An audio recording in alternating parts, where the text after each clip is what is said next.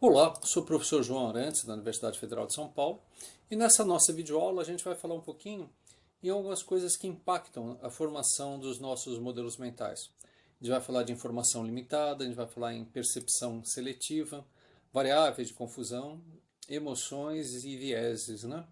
Bom, alguns pesquisadores, né, dizem que os modelos mentais, que nós usamos nossos modelos mentais para compreender o mundo em que a gente vive, né? Bom, para compreender o mundo que a gente vive, a gente precisa coletar alguma data para alimentar os nossos modelos mentais, né?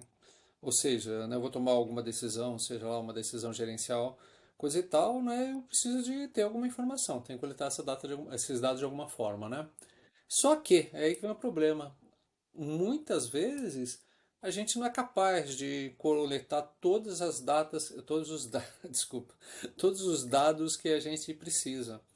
Então a gente precisaria de muito mais informações, mas não consegue coletar essas informações. Não coletando essas informações, já vem o meu primeiro fator de impacto aqui na criação dos meus modelos mentais, né? Informação limitada. Às vezes essa informação não está disponível. A gente quer tomar uma decisão, mas não tem todas as informações que a gente precisaria, né? Outras vezes aqui, a gente coleta, né, o dado, mas coleta o dado de forma errada, né? Ou seja, né, eu vou tomar uma decisão baseada em dados que eu recebi, mas esses dados podem ser falsos, esses dados podem ser inconsistentes, esses dados podem apresentar falhas, né? Aí você vai alimentar os seus modelos mentais com esses dados errôneos, né? Ah, algumas vezes, isso que é uma coisa mais interessante, né? Você tem todos os dados que você precisa na sua frente, né? Ou de forma possível de ser coletada, né? Mas a gente simplesmente não vê esses dados, né? Ou seja, né? Você ignora esses dados. Ah, esses dados aqui estão contrariando os meus modelos mentais, então esses dados devem estar errados, né? Isso é muito comum, assim, a gente fazer uma seleção, uma percepção seletiva.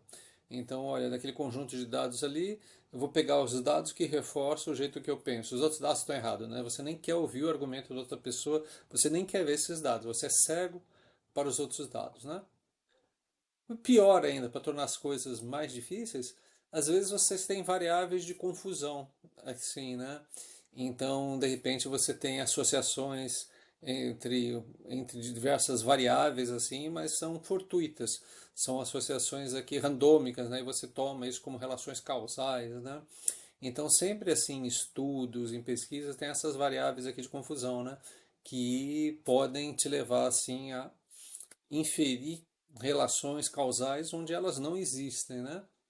E agora, ainda para tornar as coisas piores, às vezes você toma assim a sua decisão, você analisa um determinado problema baseado em sim em emoções, né?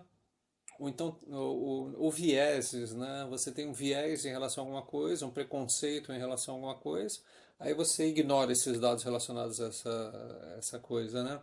Ou então, de repente, você está nervoso ou com raiva, né? Na hora que você vai tomar uma decisão aqui, essa tua raiva aqui vai te prejudicar, usar um modelo mental mais adequado, né?